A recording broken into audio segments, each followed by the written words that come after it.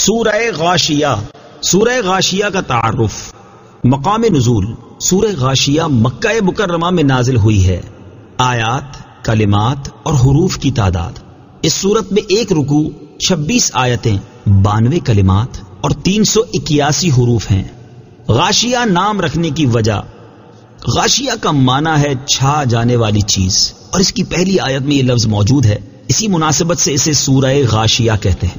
سورہ غاشیہ سے متعلق حدیث.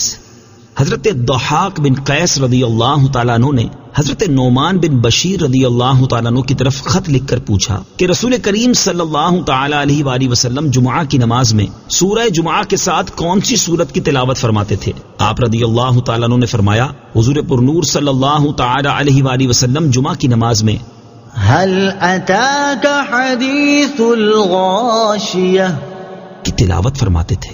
سورہ غاشیہ کے مضامین. اس سورت کا مرکزی مضمون یہ ہے کہ اس میں اسلام کے بنیادی عقائد بیان کیے گئے ہیں، اور اس میں یہ مضامین بیان ہوئے ہیں. نمبر 1، اس کی ابتدا میں قیامت کی ہولناکیاں، کفار کی بدبختی، مسلمانوں کی خوشبختی، اہل جنت اور اہل جہنم کے اوصاف بیان کیے گئے ہیں. نمبر 2، اللہ تعالیٰ کی وحدانیت، قدرت اور علم و حکمت پر اونٹ کی تخلیق، آسمان کی بلندی، پہاڑوں کو زمین میں نصب کرنے اور زمین کو بچھانے کے ذریعے استدلال کیا گیا ہے. نمبر 3، اس سورت کے آخر میں حضور پرنور صلی اللہ تعالی علیہ وآلہ وسلم سے فرمایا گیا کہ آپ کی ذمہ داری صرف نصیحت کر دینا ہے، کسی کو مسلمان کر کے ہی چھوڑنا آپ کی ذمہ داری نہیں. اور یہ بتایا گیا کہ جو کفر کرے گا اللہ تعالیٰ اسے بڑا عذاب دے گا، اور قیامت کے دن سب لوگ حساب اور جزا کے لیے اللہ تعالیٰ کی بارگاہ میں حاضر ہوں گے. سورہ اعلیٰ کے ساتھ مناسبت. سورہ غاشیہ کی اپنے سے ماقبل سورت اعلیٰ کے ساتھ مناسبت یہ ہے کہ سورہ اعلیٰ میں مسلمانوں، کافروں، جنت اور جہنم کے اوصاف اجمالی طور پر بیان ہوئے، اور سورہ غاشیہ میں ان چیزوں کو تفصیل کے ساتھ بیان کیا گیا ہے. بسم اللہ الرحمن الرحیم. ترجمہ: اللہ کے نام سے شروع جو نہایت مہربان رحمت والا ہے. هل اتاک حدیث الغاشیہ. ترجمہ: بے شک تمہارے پاس چھا جانے والی مصیبت کی خبر آ چکی. هل اتاک، بے شک تمہارے پاس آ چکی. تفسیر صراط الجنان میں ہے، اس آیت مبارکہ میں نبی کریم صلی اللہ تعالی علیہ وآلہ وسلم سے خطاب ہے کہ اے دو عالم کے سردار صلی اللہ تعالی علیہ وآلہ وسلم، آپ کے پاس ایسی مصیبت کی خبر آ چکی جو چھا جانے والی ہے. اس سے مراد قیامت ہے، جس کی شدتیں اور ہولناکیاں ہر چیز پر چھا جائیں گی. یوں ہی اس دن کافروں کے دلوں پر غشی اور چہروں پر سیاہی چھا جائے گی، جبکہ فرما بردار مسلمانوں کے دلوں پر خوشی اور چہروں پر روشنی چھا جائے گی. وجوہ یومئذ خاشعہ. ترجمہ: بہت سے چہرے اس دن ذلیل و رسوا ہوں گے. وجوہ، کتنے ہی منہ. تفسیر صراط الجنان میں ہے، قیامت کی خبر کا تذکرہ کرنے کے بعد یہاں ان احوال کا بیان کیا گیا ہے جو قیامت کے دن ظاہر ہوں گے. چنانچہ بہت سے چہرے جو دنیا میں اللہ والوں کے روبرو اکڑتے تھے وہاں ہر طرح ذلیل ہوں گے. قبروں سے سر کے بل چل کر محشر میں پہنچیں گے، وہاں منہ کالے، دونوں ہاتھ بندھے ہوئے اور گلے میں طوق ہوگا. ہر دروازے پر بھیک مانگیں گے مگر دھتکارے جائیں گے اور ایک دوسرے پر لعنت کر رہے ہوں گے. عاملۃ ناصبہ تصلی نارا حامیہ. ترجمہ: کام کرنے والے، مشقتیں برداشت کرنے والے بھڑکتی آگ میں داخل ہوں گے، انہیں شدید گرم چشمے سے پلایا جائے گا. عاملۃ ناصبہ، کام کرنے والے، مشقتیں برداشت کرنے والے. تفسیر صراط الجنان میں ہے، حضرت عبداللہ ابن عباس رضی اللہ تعالی عنہما نے فرمایا کہ اس سے وہ لوگ مراد ہیں جو دین اسلام پر نہ تھے، بت پرست تھے، یا کتابی کافر جیسے راہب اور پجاری، کہ انہوں نے اپنی طرف سے عبادت و ریاضت کے نام پر محنتیں بھی اٹھائیں، مشقتیں بھی جھیلیں، اور نتیجہ یہ ہوا کہ جہنم میں جائیں گے. یوں ہی جوگی سادھو لوگ کہ دنیا چھوڑتے، لذتوں سے منہ موڑتے اور تکالیف اٹھاتے ہیں، مگر آخرت میں کوئی صلہ نہیں. اور یوں ہی بد مذہبوں کی اپنے باطل عقائد کے تحفظ و ترویج میں کوششیں کرنا اور کتابیں لکھنا وغیرہ سب بے فائدہ رہیں گی، کیونکہ آخرت میں ثواب اور نجات کا مدار دامن مصطفیٰ صلی اللہ تعالی علیہ وآلہ وسلم سے وابستگی پر ہے، اور وہ انہیں نصیب نہیں. بغیر روح جسم بیکار، اور بغیر ایمان عبادت برباد. اور اگر آیت میں مشقت سے مراد آخرت کی مشقت ہے تو یہ اس مشقت کو اس لیے اٹھائیں گے کیونکہ انہوں نے کفر کے مقابلے میں ایمان کو اختیار نہیں کیا اور روزہ رمضان، گرمیوں کے حج اور جہاد کی تپشیں نہ جھیلیں، لہٰذا اس آگ کی گرمی جھیلنا پڑے گی جو دنیا کی آگ سے 70 گنا تیز ہے۔ اور مشقت کی صورت قیامت کے دن اس طرح ہوگی کہ وہ آگ کے پہاڑ پر چڑھیں گے، اتریں گے، جس مال سے زکوٰۃ نہ دی ہوگی اس سونے چاندی کے پترے بنا کر ان کی پسلیاں، پیشانیاں داغی جائیں گی، ان کے جانور ان کے بدن میں سینگ گھونپیں گے اور انہیں پاؤں سے روندیں گے۔ یہاں مشقت کی چند صورتیں بیان ہوئیں، ان کے علاوہ نہ جانے وہ لوگ کیسی کیسی مشقت اٹھائیں گے۔ تسقى من عين آنية ليس لهم طعام إلا من ضريع لا يسمن ولا يغني من جوع۔ ترجمہ، انہیں شدید گرم چشمے سے پلایا جائے گا، ان کے لیے کانٹے دار گھاس کے سوا کوئی کھانا نہیں جو نہ موٹا کرے گا اور نہ بھوک سے نجات دے گا۔ تسقى من عين آنية، انہیں شدید گرم چشمے سے پلایا جائے گا۔ اس آیت اور اس کے بعد والی آیت کا خلاصہ یہ ہے کہ جہنمیوں کو جب پیاس لگے گی تو انہیں گرم چشموں کا پانی پلایا جائے گا جو ان کے اندرونی حصوں کو جلا کر رکھ دے گا، اور کھانے میں انہیں کانٹوں کی خوراک دی جائے گی جو پیٹ میں آگ لگا دے گی۔ یاد رہے کہ قیامت کے دن عذاب مختلف طرح کا ہوگا، اور جن لوگوں کو عذاب دیا جائے گا ان کے بہت سے طبقے ہوں گے۔ بعض کو زقوم، تھوہڑ کا درخت کھانے کو دیا جائے گا، اور بعض کو غسلین یعنی دوزخیوں کی پیپ، اور بعض کو آگ کے کانٹے کھانے کو دیے جائیں گے۔ انہی مختلف اقسام کی وجہ سے قرآن پاک میں مختلف مقامات پر جہنمیوں کے کھانے کے لیے مختلف اشیاء بیان کی گئی ہیں۔ نیز آیت نمبر 6 میں دریع کا لفظ ہے۔ دریع عرب میں خاردار زہریلی گھاس ہے جو جانور کے پیٹ میں آگ سی لگا دیتی ہے، نہایت بدمزہ اور سخت نقصان دہ ہوتی ہے۔ کفار کے ساتھ اس خوراک کی مناسبت یہ ہے کہ چونکہ کفار دنیا میں سور، سود، جوئے وغیرہ حرام کمائیوں کی پرواہ نہ کرتے تھے اور شریعت کی پابندیاں توڑ کر کھاتے تھے، اس لیے انہیں یہ کھانے دیے جائیں گے۔ لا يسمن، جو نہ موٹا کرے، تفسیر صراط الجنان میں ہے، یعنی ان سے غذا کا نفع حاصل نہ ہوگا، کیونکہ غذا کے 2 ہی فائدے ہیں، ایک یہ کہ بھوک کی تکلیف دور کرے، دوسرا یہ کہ بدن کو طاقت پہنچائے اور فربا کرے۔ تو یہ دونوں وصف جہنمیوں کے کھانے میں نہیں، بلکہ وہ کھانا تو حقیقت میں شدید عذاب کی ایک قسم ہے۔ وجوه يومئذ ناعمة، ترجمہ، بہت سے چہرے اس دن چین سے ہوں گے۔ وجوه يومئذ ناعمة، بہت سے چہرے اس دن چین سے ہوں گے۔ تفسیر صراط الجنان میں ہے، اس سے پہلی آیات میں کفار کے لیے وعیدیں بیان کی گئیں، اور اب یہاں سے ایمان والوں کے احوال بیان کیے جا رہے ہیں۔ چنانچہ ارشاد فرمایا کہ قیامت کے دن بہت سے چہرے عیش و خوشی میں اور نعمت و کرامت میں ہوں گے۔ مراد یہ کہ قیامت میں پرہیزگار مومنین چین میں ہوں گے، نہ انہیں سورج کی گرمی ستائے گی، نہ زمین کی تپش، نہ انہیں خوف ہوگا، نہ غم، نہ رب عز و جل کا عتاب ہو، نہ فرشتوں کی لعن طعن، نہ قیامت کی گھبراہٹ، کیونکہ یہ حضرات دنیا میں خدا عز و جل کے خوف سے بے چین رہے، اور دنیا میں خوف خدا کی بے چینی قیامت کے چین کا ذریعہ ہے۔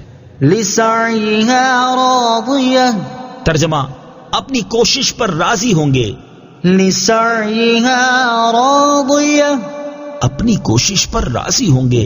تفسیر صراط الجنان میں ہے، یعنی قیامت کے دن جب مسلمان اپنا مرتبہ اور ثواب دیکھیں گے تو وہ دنیا میں کیے جانے والے اپنے نیک اعمال پر راضی اور خوش ہوں گے، اور حقیقتاً نیکیوں پر خوش ہونے کا وقت بھی قیامت ہی ہے، کیونکہ اپنے انجام کی خبر نہیں، لہذا جب محشر میں اعمال کی مقبولیت دیکھیں گے تو خوش ہوں گے۔ یوں ہی مومنوں کے نیک اعمال نہایت اچھی شکلوں میں ان کے ساتھ ہوں گے، جن کو دیکھ کر انہیں دلی شادمانی ہوگی۔ في جنة عالية لا تسمع فيها لاغية فيها عين جارية فيها سرر مرفوعة۔ ترجمہ، بلند باغ میں اس میں کوئی بیہودہ بات نہ سنیں گے، اس میں جاری چشمے ہوں گے، اس میں بلند تخت ہوں گے۔ في جنة عالية، بلند باغ میں۔ تفسیر صراط الجنان میں ہے، نیک اعمال کرنے والے جنت میں ہوں گے جو کہ شان کے لحاظ سے بھی بلند ہے اور مکان و جگہ کے لحاظ سے بھی اونچی ہے۔ مومنوں اور بلند جنت میں مناسبت یہ ہے کہ چونکہ مومن دنیا میں عاجز و مسکین بن کر رہے، تکبر اور غرور سے دور رہے، اس کے عوض رب تعالیٰ انہیں بلندی اور شان عطا فرما دے گا۔ لا تسمع فيها لاغية، اس میں کوئی بےہودہ بات نہ سنیں گے۔ تفسیر صراط الجنان میں ہے، جنتی لوگ جنت میں نہ تو ناجائز بات سنیں گے جیسے جھوٹ، غیبت اور نہ ہی تکلیف دہ باتیں جیسے لان، تان اور تشنی، یوں ہی جنتی نہ کوئی بے فائدہ بات سنیں گے اور نہ کوئی بےہودہ بات، اور نہ دوزخیوں کی چیخو پکار جس سے ان کے عیش و آرام اور لذت و راحت میں خلل آئے۔ اس آیت سے اشارتاً یہ بھی سمجھایا گیا کہ بےہودہ باتوں سے بچنا نیک لوگوں کا شیوا ہے، جیسے یہاں اللہ تعالیٰ نے اہل جنت کی فضیلت کے طور پر اسے بیان فرمایا۔ فيها سرر مرفوعة، اس میں بلند تخت ہوں گے۔ تفسیر صراط الجنان میں ہے، جنت میں ایسے بلند تخت ہوں گے جن کی بلندی 100 گز ہوگی، مگر جب جنتی ان پر چڑھنا یا ان سے اترنا چاہیں گے تو وہ تخت خود بخود اوپر یا نیچے آ جائیں گے۔ وأكواب موضوعة ونمارق مصفوفة وزرابي مبثوثة۔ ترجمہ، اور رکھے ہوئے گلاس ہوں گے اور صف در صف گاؤ تکیے لگے ہوئے ہوں گے اور بہترین قالین بچھے ہوئے ہوں گے۔ وأكواب موضوعة، اور رکھے ہوئے گلاس ہوں گے۔ تفسیر صراط الجنان میں ہے، اس آیت اور اس کے بعد والی 2 آیات کا خلاصہ یہ ہے کہ چشموں کے کناروں پر ترتیب سے گلاس رکھے ہوئے ہوں گے جن کی ترتیب کا حسن اور صفائی دیکھنے سے بھی لذت حاصل ہوگی۔ جیسے اگر کسی کے خوبصورت کچن میں جائیں جہاں ہر چیز نہایت ترتیب اور نفاست سے رکھی ہو تو اس منظر سے ہی خوشی حاصل ہوتی ہے۔ جنتی جب ان گلاسوں سے دودھ، شہد، شراب وغیرہ پینا چاہیں گے تو وہ انہیں خود ہی بھرے ہوئے ملیں گے۔ کوزے تو چشموں کے کنارے چنے ہوئے ہوں گے، جبکہ ان کے گھروں کا منظر بھی قابل دید ہوگا کہ وہاں قالین بچھے ہوں گے جو بہت آرام دہ اور نہایت ہی خوشنما ہوں گے، اور صف در صف گاؤ تکیے لگے ہوئے ہوں گے۔ یہاں جدا گانا عرض ہے کہ گھر کی اشیاء کا نفاست و صفائی اور ترتیب سے ہونا ایک عمدہ خوبی ہے، لہٰذا گھروں میں جو اشیاء موجود ہوں انہیں ترتیب اور ڈھنگ سے رکھنا چاہیے۔ افلا ينظرون الى الابل كيف خلقت، ترجمہ، تو کیا وہ اونٹ کو نہیں دیکھتے کہ کیسا بنایا گیا ہے؟ افلا ينظرون الى الابل، تو کیا وہ اونٹ کو نہیں دیکھتے؟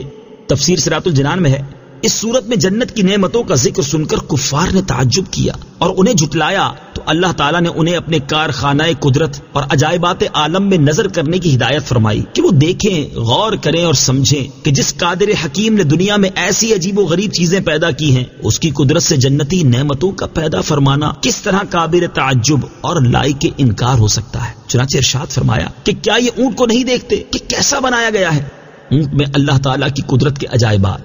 اونٹ قدرت کی عجیب صنعت ہے اور اس میں چند چیزیں بہت عجیب ہیں۔ نمبر 1، جانور زینت کے لیے پالے جاتے ہیں یا کھیتی باڑی کے لیے یا بوجھ لادنے یا سواری کے لیے یا دودھ یا گوشت کے لیے، اونٹ میں یہ ساری باتیں موجود ہیں۔ نمبر 2، یہ ریت کا جہاز ہے اور یہ کانٹے اور معمولی چیزوں کو کھا کر گزارا کر لیتا ہے اور 10-15 دن بغیر کھانے پانی کے نکال لیتا ہے۔ نمبر 3، اونٹ میں اطاعت اور عشق کمال درجے کا ہے، چنانچہ ایک بچہ اس کو جہاں چاہے لے جائے، اور ہدی کے اشعار سن کر ایسی مستی میں آتا ہے کہ طاقت سے زیادہ بوجھ اٹھا کر بہت زیادہ راستہ طے کر لیتا ہے۔ وَإِلَى السَّمَاءِ كَيْفَ رُفِعَتْ وَإِلَى الْجِبَالِ كَيْفَ نُصِبَتْ، ترجمہ، اور آسمان کو کیسا اونچا کیا گیا ہے اور پہاڑوں کو کیسے قائم کیا گیا ہے۔ وَإِلَى السَّمَاءِ، اور آسمان کو، تفسیر صراط الجنان میں ہے، یعنی کیا کفار مکہ نے آسمان کو اس طور پر نہیں دیکھا جس کا وہ دن رات مشاہدہ کرتے ہیں کہ وہ ستونوں اور کسی سہارے کے بغیر کیسا اونچا کیا گیا ہے۔ وَإِلَى الْجِبَالِ كَيْفَ نُصِبَتْ، اور پہاڑوں کو کیسے قائم کیا گیا ہے۔ تفسیر صراط الجنان میں ہے، یعنی کیا کافروں نے ان پہاڑوں کو نہیں دیکھا جنہیں زمین میں نصب کر دیا گیا کہ نہ وہ ہوا سے اڑتے ہیں اور نہ زلزلے سے گرتے ہیں، بلکہ زمین کے لیے سہارا اور اس کے لیے میخوں کے قائم مقام ہیں، نیز انسانوں کے لیے ہزارہا فوائد پر مشتمل ہیں، چنانچہ ان میں سے لال، ہیرے، معدنیات، چشمے، دریا وغیرہ ہزارہا قسم کی چیزیں نکلتی ہیں۔ روحانی پہاڑ، صوفیہ کرام فرماتے ہیں کہ اللہ تعالیٰ کے اولیاء رحمہم اللہ تعالی روحانی پہاڑ ہیں جو کبھی راہ حق سے نہیں بھٹکتے، اپنے معتقدین کو قائم رکھتے ہیں، ایمان و عرفان کے سرچشمے ہیں، اسرار الہیہ کے خزانے ان سے برآمد ہوتے ہیں جن کا سلسلہ تا قیامت قائم رہے گا۔ وَإِلَى الْأَرْضِ كَيْفَ سُطِحَتْ، ترجمہ، اور زمین کو کیسے بچھائی گئی ہے۔ وَإِلَى الْأَرْضِ كَيْفَ سُطِحَتْ، اور زمین کو کیسے بچھائی گئی ہے۔ تفسیر صراط الجنان میں ہے، یعنی جس زمین پر کافر چلتے پھرتے ہیں، کیا اس کی طرف انہوں نے یوں نہیں دیکھا کہ یہ کیسے پانی پر بچھائی گئی ہے؟ اگر یہ انصاف کی نگاہ سے ان شاہکاروں کو دیکھتے تو اللہ تعالیٰ کی قدرت کا انکار کرنے کی طرف کوئی راہ نہ پاتے۔ یاد رہے کہ اگر زمین کی ساخت اور اس کے فوائد و اسرار لکھنے بیٹھیں تو شاید ہزاروں کتابوں میں بھی نہ سما سکیں۔ اسی ایک زمین کے متعلق جدید علوم کی تعداد بھی سینکڑوں میں ہے، جیسے علم جغرافیہ اور علم ارضیات کی مختلف شاخیں۔ بظاہر ساری زمین یکساں ہے، مگر اس میں بے حد تنوع ہے۔ پاک و ہند کی سرزمین اور طرح کی ہے اور عرب کی سرزمین اور طرح کی، کہیں سے سونا نکلتا ہے، کہیں سے تیل اور کہیں سے دیگر دھاتیں۔ ایسے ہی انسان بظاہر یکساں ہیں مگر در حقیقت بہت مختلف ہیں۔ کسی دل سے گندگی نکلتی ہے اور کسی سے معرفت الہی کے چشمے پھوٹتے ہیں۔ فَذَكِّرْ إِنَّمَا أَنْتَ مُذَكِّرٌ، ترجمہ، تو تم نصیحت کرو، تم تو نصیحت کرنے والے ہی ہو۔ فَذَكِّرْ، تو تم نصیحت کرو۔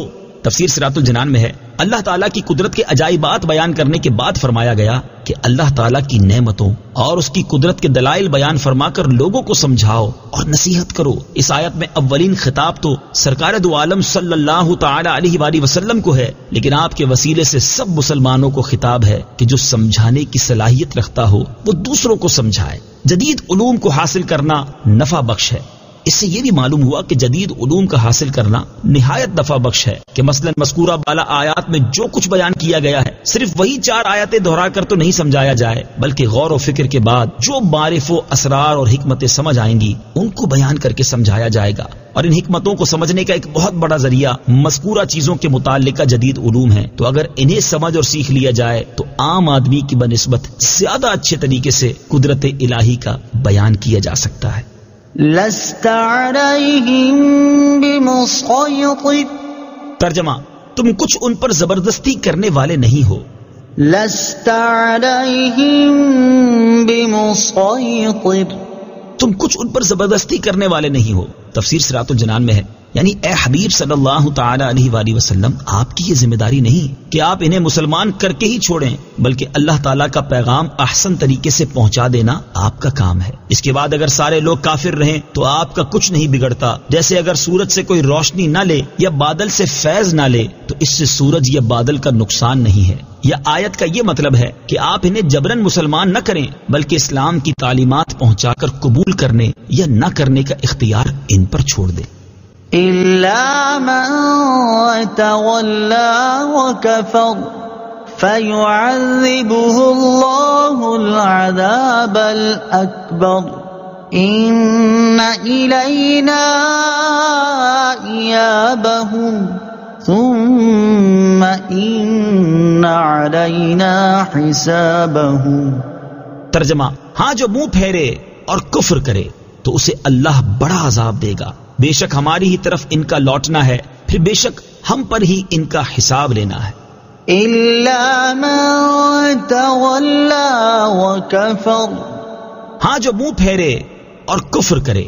تفسیر صراط الجنان میں ہے، اس آیت اور اس کے بعد والی 3 آیات کا خلاصہ یہ ہے کہ اے حبیب صلی اللہ تعالی علیہ وآلہ وسلم، انہیں مسلمان کر کے چھوڑنا یا مجبور کر کے مسلمان بنانا آپ کی ذمہ داری نہیں، بلکہ پیغام پہنچانا آپ کی ذمہ داری تھی۔ تو آپ کے سمجھانے اور نصیحت فرمانے کے بعد جو ایمان لانے سے منہ پھیرے اور کفر کرے تو اللہ تعالیٰ اسے آخرت میں بڑا عذاب دے گا کہ اسے جہنم میں داخل کرے گا، کیونکہ مرنے کے بعد انہیں ہماری طرف ہی لوٹ کر آنا ہے اور حشر کے میدان میں ان کا حساب بھی ہم نے ہی لینا ہے۔ یاد رہے کہ کفار کے لیے بہت سے عذاب ہیں، نزا کے وقت قبر میں، محشر میں اور جہنم میں۔ ان سب میں بڑا عذاب دوزخ کا ہے، باقی اس کے مقابلے میں چھوٹے ہیں، کیونکہ دوزخ کا عذاب دائمی ہے، اس میں سخت رسوائی بھی ہے، اس میں ہر طرح کا عذاب ہے، کھانے پینے، رہنے سہنے، زہریلے جانور، سب کا عذاب۔ ان وجوہات سے اسے بڑا عذاب کہا گیا۔